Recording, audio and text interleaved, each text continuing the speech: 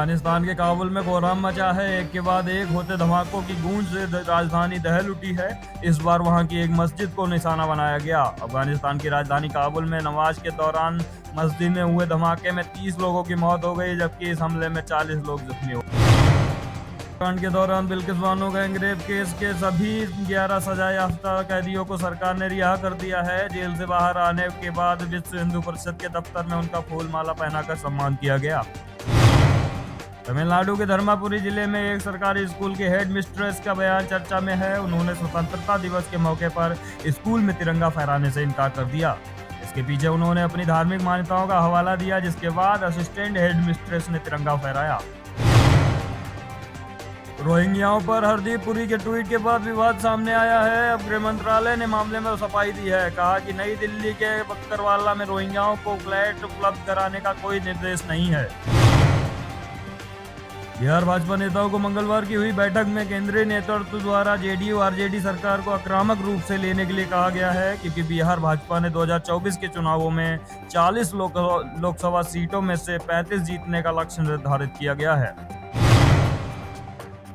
जालौर में दलित छात्र की मौत के बाद से राजनीति गरमाई हुई है। इधर भीम आर्मी के अध्यक्ष चंद्रशेखर आजाद को जोधपुर हवाई अड्डे पर पुलिस ने रोक लिया।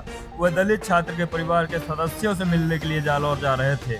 सूचना मिलने पर जोधपुर पुलिस ने एयरपोर्ट पर आजाद को रोक लिया। इसके बाद हिरासत में लेकर अपने साथ ले गई।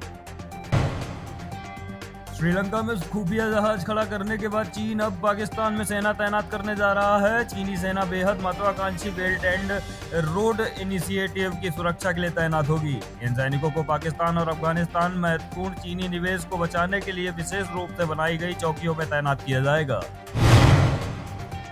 रूस और यूक्रेन के बीच जारी जंग का खामियाजा पूरी दुनिया को किसी न किसी रूप में भुगतना पड़ा है। वहीं अब दो महाशक्तियों के बीच बढ़ रही तनातनी दुनिया भर के लिए चिंता का सबब बन चुकी है। ताइवान पर चीन और अमेरिका की बढ़ती दुश्मनी ने दुनिया को एक और जंग के दरवाजे पर खड़ा कर दिया है। अपने ट्विटर अकाउंट से सऊदी अरब की महिलाओं के अधिकारों को लेकर कई ट्वीट रिट्वीट करने पर सऊदी अरब की सलमा अल शहबाब को 34 साल की कारावास की सजा सुनाई गई है। यह सजा पूरी होने के बाद सलमा को 34 साल के ट्रैवल बैन का भी सामना करना पड़ेगा।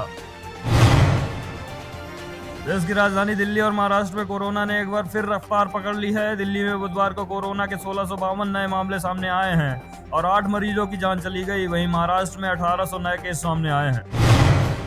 देश और दुनिया की खबरों से अपडेट रहने के लिए आप अभी तक न्यूज चैनल को सब्सक्राइब करना ना भूलें और साथ ही हर न्यूज का नोटिफिकेशन पाने के लिए बेल आइकन को भी दबाएं।